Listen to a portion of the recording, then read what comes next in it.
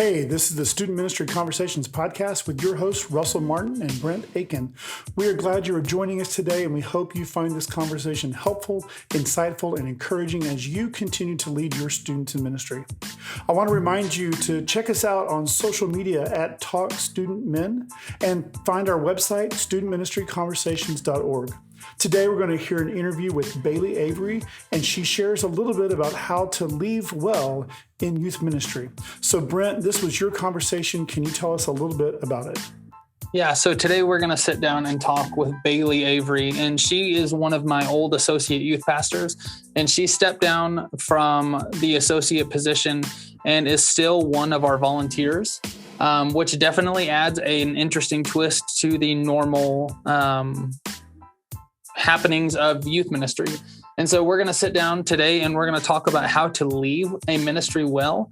But specifically in her situation, we're also going to talk about how do you step down without stepping out and give the light and give the opportunities to the person that's stepping in behind you.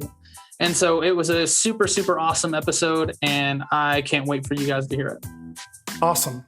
So without any more delay, here's Brent's conversation with Bayli Avery. Hey guys, welcome back to the Student Ministry Conversations podcast. My name is Brent Aiken, and I am here today with Bayli Avery. And Bayli Avery is a super special guest on our podcast for me because she is one of my previous associate youth pastors. And one of my best friends, but it also brings a great opportunity for a really, really important topic. And so Bayli's going to sit down with us today and talk about how to leave well, or how to step down without stepping out of a youth ministry. And so Bayli, before we get going, tell us a little bit about you. Tell us a little bit about who you are, where you came from, what you're doing now, since you aren't on staff with me anymore. Yeah. So my name's Bayli. I moved here to Abilene to go to college, and then kind of through, I don't know what you would call it, ended up here at Wiley, working with you. And it was awesome for 2 years, a little over 2 years, I think. And then eventually circumstances in my life happened. I graduated and I moved on.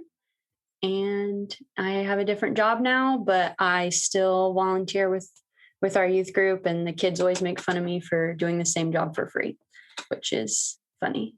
Yeah, very much. So other than your job and what you did here, explain Bayli without explaining without telling us who you are. That TikTok trend. I don't know. I guess a puppy. That's my personality. I'm a puppy. I was the super hyperactive, it's kind of scatterbrained part of, our duo, our friendship. But I think it works. I think I'm fun. I'm fun. We're going to say I'm fun. Okay. Well, perfect. And so obviously the conversation is today leaving well, or how do you step out of a program, or how do you step down from a program without stepping out of it? And that is something that you've definitely had the opportunity to do over the past year and a half with stepping down from your role, but still volunteering. And so why is leaving well so important? Like leaving a youth ministry where you're setting up the next person to succeed? So, well, for me, I still feel like I had special circumstances because I was leaving my job in the hands of one of my best friends. And another one of my best friends, you and Shauna, are probably my two best friends. So I obviously wanted to make her feel comfortable and feel like she was in charge, and give her the confidence to lead the way that she wanted to lead. I also wanted to leave well because I knew the kids would see it. And you posted a post the other day on your personal Facebook about how there's this sometimes there's this, I don't know what to call it, but people don't like the church sometimes anymore because they see their parents going to church all the time, but then in their personal lives, they're not doing what the church is saying that they should do. They're not loving people. They're not giving. And so I really wanted to leave gracefully so that our kids could see like you can move through a hard situation and still like act out all the things that I had been trying to teach them. So it was really, really important to me for them to start seeing that transition, I guess. Yeah, no, I definitely think that's important. And I mean, the other thing is, I think, especially when you're leaving a youth ministry, I'm in my third youth ministry now. One of the big questions that I've learned to ask myself is, are you leaving a legacy of yourself and your efforts to where the next person has no fighting chance of surviving in the program that you've established because they have no step in, or your shoes are too big to fill? Or are you leaving the legacy of the volunteers and the leaders that you've poured into in your ministry?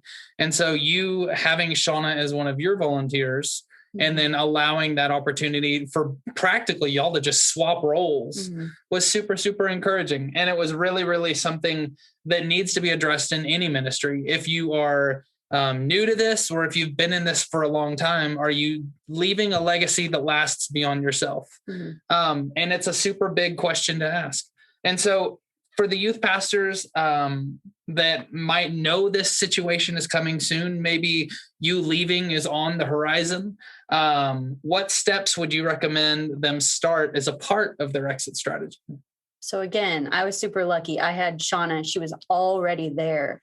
So just her kind of stepping up and taking even more leadership and seeing them, like making sure the kids saw her as someone they could talk to, but also as a authority figure almost, because we know how junior high kids can be sometimes. Love them. But so kind of letting her be in that role was probably what made it so easy, because I feel like our transition was seamless between that and having breaks right after, almost because of COVID. And she just took over from there and they weren't seeing me as much. So I think you have to start putting somebody in front of you and kind of stepping back, or even just if you have another youth pastor with you, like having you maybe be more in front of the kids so that you could kind of start taking those steps back. So it's not as big of a shock. Yeah. Fading into the background more or less before you kind of just step off and be like, all right, see ya. No, I definitely think that that's something that honestly, I wish I've done better in previous youth ministries. And for the people listening to this podcast, actually on our website, studentministryconversations.org, if you want to read more into my history of leaving churches, I actually wrote a blog post about this as well. And it's called Leaving a Legacy That Doesn't End When You Leave. And so I won't go into too much detail. You should just definitely go read the blog if you want to. But there's definitely something there. There's an opportunity to where you have to fade to the background in order to smoothly transition out, especially if the person, two things, especially if they're not going to have another leader for a while. That was the experience in one of my churches, to where it was going to be volunteer led until they found another person. And so it was something that I had to step back and let those volunteers shine long before I left, for them to A, have the confidence to continue leading after I left, and then B, also have the ability to have the respect and have the attention of the students that we're ministering to. And same thing with you and Shauna. You had opportunities to let Shauna step forward, and it allowed you to kind of fade back. And then COVID was, as painfully awful that COVID was, it was actually a great transition moment for y'all, because like you said, it was an opportunity to where you kind of faded off into the back. Shauna took lead, and then it was just, okay, well, Shauna's it, and we really have nowhere else to go.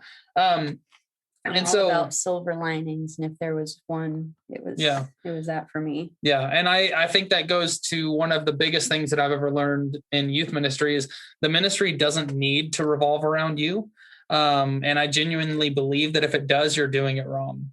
Because it should be about your volunteers. It should be about your students. And then the third thing that I would say it needs to be about is your parents. Because those are all very, very big pieces of your ministry.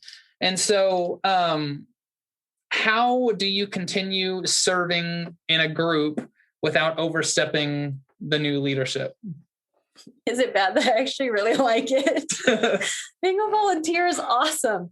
I just get to show up instead of having to plan the Nerf war. I just get to show up and shoot kids with Nerf guns. It's awesome.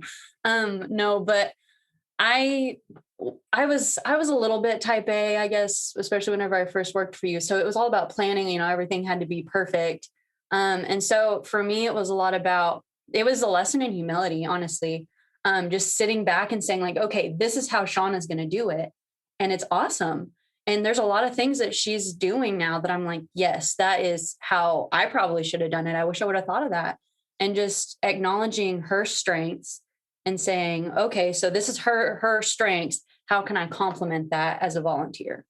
So just to go into a little more detail, I guess, go into specifics on those specific strengths. Like what did you do that Shauna did differently? And how did you allow yourself to, I guess, highlight the strengths that Shauna did have? Mm-hmm. And I mean, feel free to go into detail, because I think the more detail, especially in this part, the better, because it gives opportunities for ideas and things to happen. So one thing I would say Shauna's strength is definitely, she's got a very calming demeanor. She calms people down, and I do the exact opposite. I hype people up and get everybody super hyper and not focusing. And so Shauna brings this very like calming leadership to the kids, especially, but then whenever having fun, I get to hype them up. And so we have this like super balanced leadership, me and her together, I feel like, because she balances out my crazy and I kind of kick up her excitement a little bit by, being me. Yeah. Energy. I don't know. Energy. Sure. But so that's one way that I've really noticed that we complement each other. And as a volunteer, I've definitely had to be more mindful of when to be quiet, I guess, in that, so that she can continue like leading the way that she leads in this very like calming, we're talking, because people get super sidetracked whenever I try to teach. I don't know why, but they do. Maybe, it's because of me. It's because of me. But so I've had to learn how to be quiet and just listen and like kind of try to make myself calmer. And then, whenever it's time to be funny, we can go for it, because Shauna's also a lot quieter in general. Yeah. She's like, she thinks more before she talks. I don't. Whoops. So it's like I can drag her into our crazy antics that we have with the kids, because I can just be like a junior high kid, because, that's how I am. So I guess it's our personalities. I've learned when to be quiet. I've learned when to try to pull Shauna into just absolute crazy, situations. Like we have a bunch of crazy hypotheticals that we always talk about and just stuff like that. And it's a lot of fun. Yeah. And so you talked about things that you've learned and things that you've kind of taken away from this. What would be the biggest thing that you've taken away from, I guess, not only necessarily the transition, but also, it could very much transition into the real world of how do you step back from being the person that's in lead mm-hmm. to the person that's following? Like what's the biggest takeaway if you had to pin down one? Like I said, I think it's a lesson in humility. Just again, like the kids would come up to me and they would ask me, oh, can we do this? Or where do we go for this? And I would just say, ask Shauna, I don't know. And just being able to say, I don't know, and that's not what I'm supposed to be doing, I think are really, really important, because I think when you've been leading, you want to have all the answers. You're so used to being like, oh, well, you're supposed to go over here and you're supposed to do this. And just saying, I don't know, I think is pretty powerful. And after a few times, the kids definitely caught on, and they knew, like, if it was something about planning, I probably didn't know the answer. And I kind of intentionally didn't know the answers. I didn't want to know, because I'm having a great time as a volunteer. Not that being a youth pastor wasn't also awesome. Sorry. But yeah, I'm having a great time. And so I just saying, I don't know. Yeah. Asking for help. No, I definitely think that's good. And I think that's, really a lesson that can go beyond the walls of being a volunteer or being a ministry leader or being just in a relationship with Jesus at all. Is sometimes I don't know is okay. And being humble enough to admit that you don't have all the right answers, especially when you're in a leadership scenario. It's sometimes really, really hard for, especially you said you're type A planning.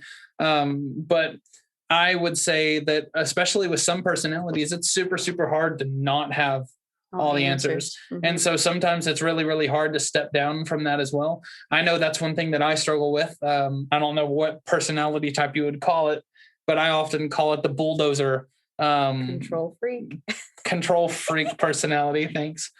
Great title. Yeah. And so a lot of times when I see something that I want done, I might start by asking someone else to do it, but then I'm really bad and I'm working on this. It's something that I've definitely come to understand as a crutch of mine. Is I will ask someone to do it, but when they don't do it the way I want it done, I'll just kind of push them out of the way and be like, all right, well, it looks better this way, or like you could do it this way, and kind of unintentionally shove them out of doing the job. And Bayli, I know firsthand experience. So, but yeah. And so, with that, you can't be the bulldozer stepping down from a ministry. You can't be the one that has to have all the right answers. And which another cool thing that's happened through that too is when Shauna doesn't know something, sometimes I do.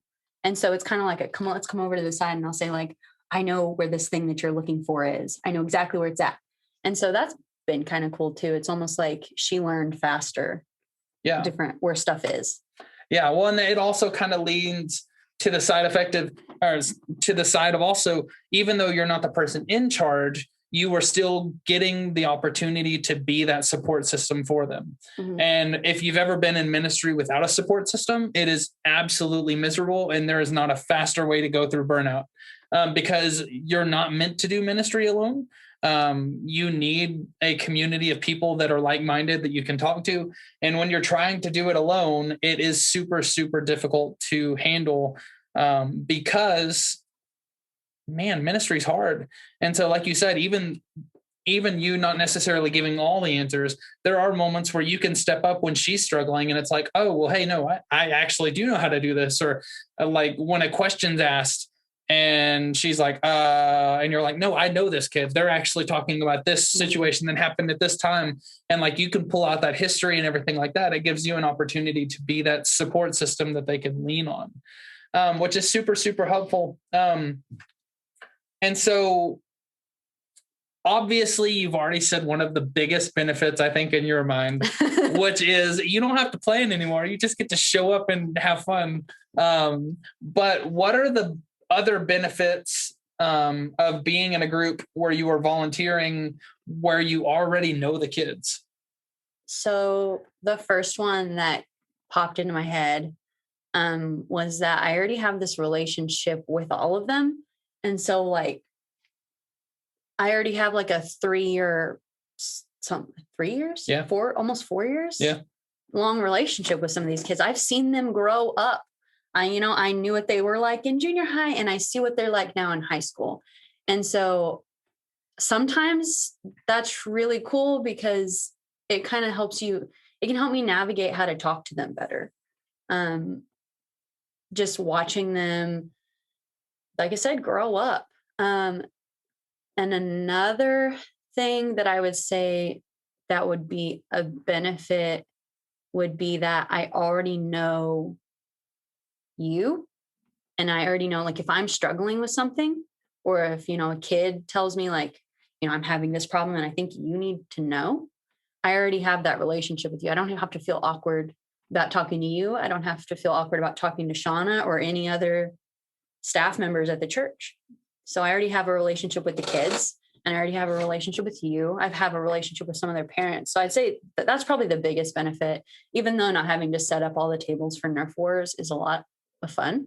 The relationships that came along with already being here is probably number one. Well, and I would say from the other aspect of that, of being the boss, It also is really, really good from my standpoint of being the lead youth pastor is when you get into a situation that you are talking with a student, specifically the thing that comes to mind is we were on the mission trip about a week and a half ago. And one of the nights that we had, I challenged the youth to pair up and talk about something that God was kind of leading them through.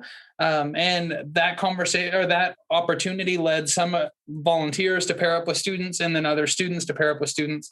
And that led y'all to go have a conversation for like upwards of 2 hours, which was a super, super beneficial conversation. And it was like an hour and 45 minutes longer than all the other conversations.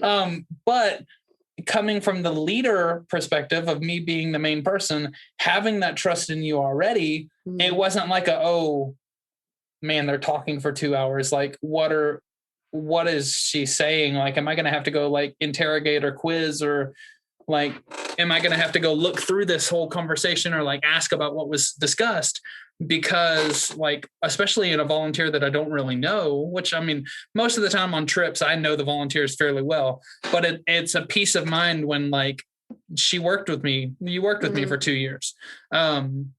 And so I know very much in and outs of your belief system and like what you would have said and everything like that. And so I had full confidence and trust that conversation was not only going to be meaningful, but you were going to rock it as far as advice and everything, which allowed me to kind of leave that conversation to you and not worry about it.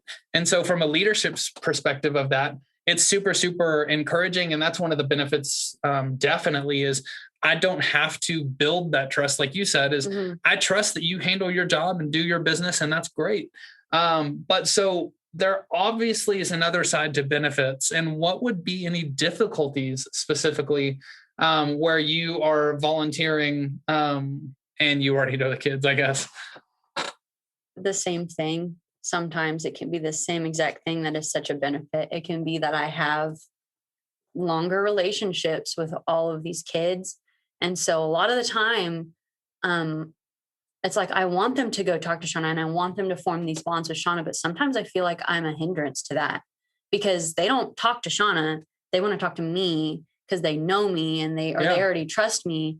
And so sometimes like one of our youth kids, there's been 2 or 3 times where after youth, she's sat me down and she asked to talk to me. And so we've gone into like the playroom or wherever, not playroom. I don't know what it's called. Junior high room. Yeah. The junior high room. And she's like told me all this stuff and is like telling me all the things that she's struggling with. And she's really like asking for advice and asking for, I guess, godly leadership in that way. And Shauna's like literally standing 10 feet away and can hear it all, but she isn't asking Shauna, she's asking me. And so sometimes I do feel like a hindrance for the kids making those relationships with Shauna. Yeah, it definitely is a different battle to face with every good thing. Obviously, there's things that could be difficult as well. But I think that is definitely one. There's an opportunity there. And coming from where I've been in a couple different youth ministries and I've had a few different associate youth pastors now, I've had some that left and moved. And while that's difficult at some point because, and in some sense, they're leaving and like they're losing that mentor. And that's damaging to the group because then they have to like learn to trust the new person and everything like that. Then you have the whole other spectrum of it is to where they fully trust the last person that never left. And so it is a difficult situation to tackle either way. But I would say just from experiencing both, I would take having a volunteer or having a leader, associate youth pastor step down and not step out, then step down and step out because you still have that trust system. You have the support system. Hopefully that the person that steps down will be a huge support system for the person stepping in. And then ultimately over time, it will transition because you will eventually get to the point to where the kids that did know the associate youth pastor or know you, they will eventually phase out and new kids will come in and those kids will know Shauna or whoever's in your ministry, who's listening to this, as the person. Just like when we step into the lead youth ministry role or the youth pastor role, depending on the size of your church, it's something that we walk into every single time. You always have the, oh, well, you're not so-and-so. Yeah, you're not fill in the blank. And so it can be difficult. And so I would definitely say that it has been super encouraging for me to see the transition go well, from kind of being the boss standpoint. I think it's definitely kept the accountability of our group, but it's also kept the mindset and the growth stable, because when you lose people, it always kind of goes downhill. And so having the opportunity to where you can keep people in your ministry, even when they step down, might have some of the hindrances that would come with it. But I would say that the benefits far outweigh the hindrances is with that, because you have someone on your team that like has been in the trenches, that knows the ins and outs of planning and details, and knows the difficulty of how hard it is to go 2 weeks of camp. In a lot of ways, that helps me minister to y'all too. Yeah, that's even another side. Like speaking to Shauna and just telling her, I think you did a great job, and speaking like positive words to her about what she'd been doing. Sometimes it didn't feel like, anybody ever did that whenever I was doing it. So I was like, okay, what does Shauna need? What would I have wanted? Yeah, no, without a doubt. I mean, especially anybody listening to this, if you've been in ministry for a while, it is a very unrewarding job most of the time, verbally, at least, because a lot of people don't just stop and say, hey, you're doing a great job. Because it just isn't. It's not necessarily that it's thankless. It's a lot of, it's almost like it's expected. Like the kids expect us, like they build such a relationship and trust with us that like they would be really concerned if it was any other way. And then the parents are kind of just, some of them are super supportive and others are like, oh, hey, thanks for taking my kid. Like, so it does fall into one of the realms of not necessarily a thankless job, but you have to find your rewarding factors in a different light than other jobs. And so being that support system, going back to the whole support, like you have the opportunity to be like, I know that like I didn't get words of encouragement. And I know that I didn't get like the pat on the back when I slaved away on a lesson for 15, 20 plus hours, whatever. Or I did back-to-back weeks of camp. No one comes up and like is like, oh man, like that must have been exhausting. Most of the time it's like, oh, you enjoy your vacation? Which side joke. But it's really, really cool to have people that know what you're going through as a part of your group. And so that's really, really cool. I didn't even think about that one, but that's awesome. So any final thoughts? Any last bits of advice that you'd want to leave people that might be leaving their ministry soon, or for just the volunteers out there? We do have a couple people that are volunteers only that listen to this. And like, maybe there's a tip that you've learned stepping into that volunteer role of how volunteers can serve their leaders better.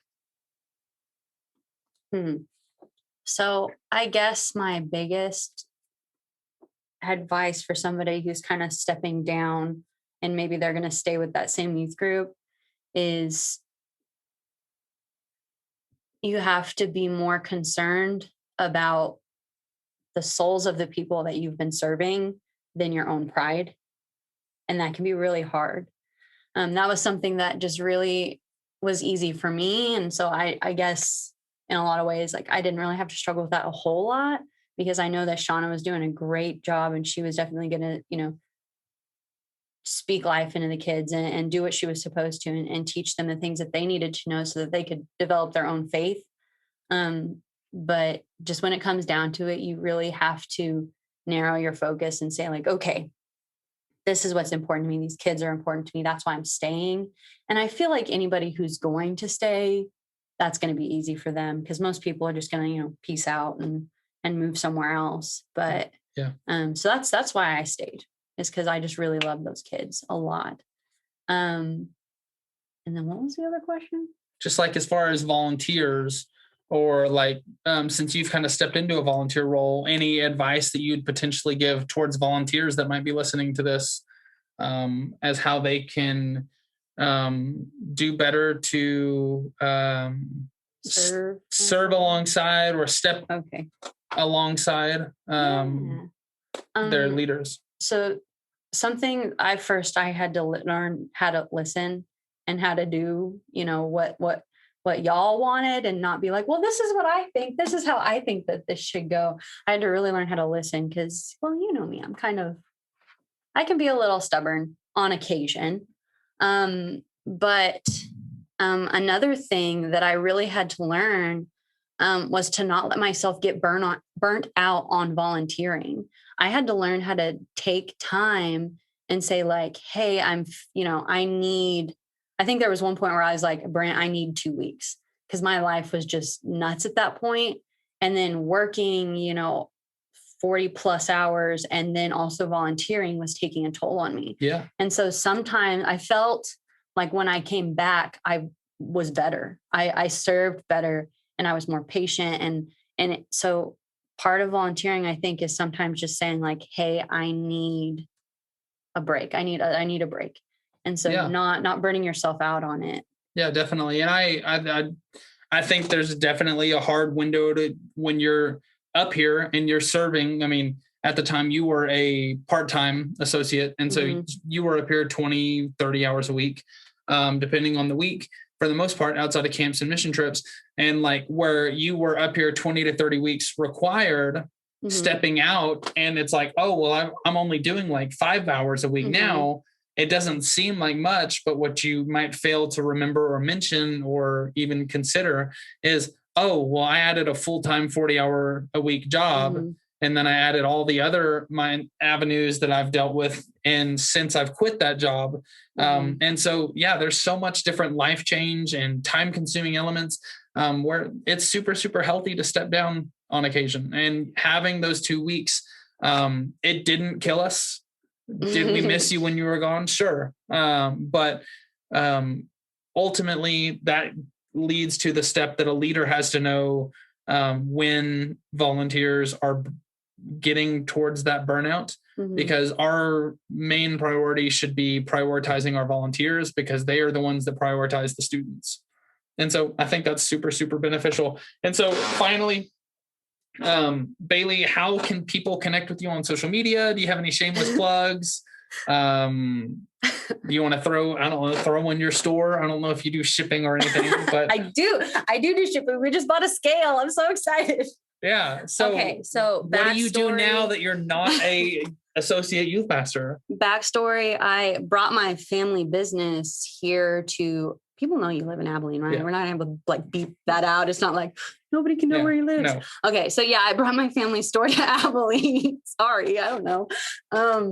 And I opened a store. We're like engraving. So we make trophies and plaques, and we make personalized tumblers, and I can basically engrave anything except plastic. Here's to you, youth pastors. Next time you're trying to steal the Dundies or anything like that, Bayli could hook you up with engraving on your trophies. I totally can. But so is that a shameless plug? I don't really know. But so that's been a lot of fun. And that would be what? Avery's Awards. Okay. Abilene. I don't really even know my own like handles for social media. So maybe you should know that. I don't know. My name is spelled really weird. If you wanted to find me on Facebook, so good luck with that, I guess. It'll be on here. They'll know how to spell it'll be in the show notes. It'll be on the show notes. Yeah. But it's facebook.com/Bayli.Avery, BAYLI.AVERY. And so, got a picture of my cute little family. Definitely should check her out. Definitely check out Avery Awards Abilene. Like I said, she does engraving for us. We've done cups and coffee mugs and different things with her. So it has been a great opportunity and a great privilege to have her on the podcast as well. Like I said, Can I tell my favorite joke? Yes, she wants to end okay, like she said at the beginning, Bayli is practically her spirit animal is a puppy. Heck yeah. Because that's her. But so she wants to end with one more thing. Okay. So this is my favorite joke. I think everybody should tell it to all of their youth kids because it's hilarious. So what is it? Oh, I just forgot it. Dang it. Oh, wait.